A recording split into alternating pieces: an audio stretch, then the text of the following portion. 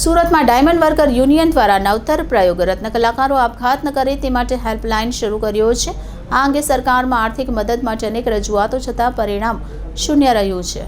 સુરતમાં હીરા ઉદ્યોગમાં છેલ્લા ઘણા સમયથી મંદીના કારણે રત્ન કલાકારો પાયમાલ થઈ રહ્યા છે, કેમ કે મોટી સંખ્યામાં રત્ન કલાકારો બેરોજગાર બન્યા છે। પ્રોડક્શન કાપના કારણે ઘણી જગ્યાએ અઠવાડિયામાં 2 રજા આવી રહી છે, જેના કારણે રત્ન કલાકારો ભારે આર્થિક સંકટમાં ફસાઈ ગયા છે।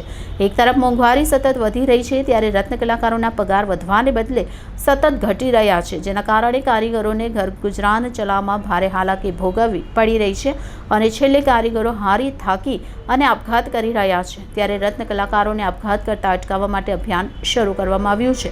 બેરોજગારી અને આર્થિક તંગીના કારણે હીરા ઉદ્યોગમાં આપઘાતના બનાવો ચિંતાજનક રીતે વધી રહ્યા છે, જે સૌના માટે દુઃખદ બાબત છે। જેથી હીરા ઉદ્યોગમાં આપઘાતના બનાવો ન બને અને રત્ન કલાકારોને આપઘાત કરતા રોકવામાં આવે તે માટે આજે એક અભિયાનની શરૂઆત કરી છે, જેનું સ્લોગન છે, હે રત્ન કલાકારો, આપઘાત ના કરો, અમને એક ફોન કરો। જેના માટે અમે 9239500009 હેલ્પલાઇન નંબર પણ જાહેર કર્યો છે।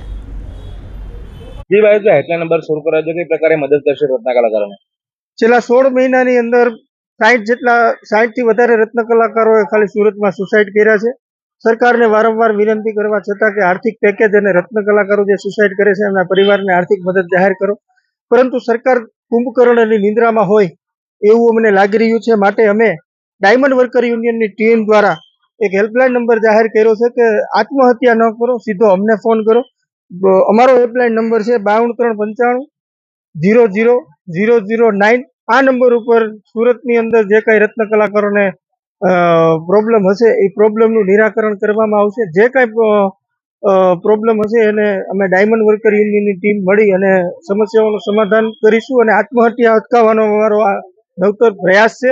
આનાથી જો અમે કોઈની જિંદગી બચાવવા માટે સફળ થઈશું તો અમને એવું લાગશે કે અમારું અભિયાન છે એ સક્સેસ છે। તો અમે તમારા માધ્યમથી કહેવા માંગીએ છીએ, આત્મહત્યા નહીં કરો, ડાયમંડ વર્કર યુનિયન હંમેશા તમારી સાથે છે, સીધો જ અમને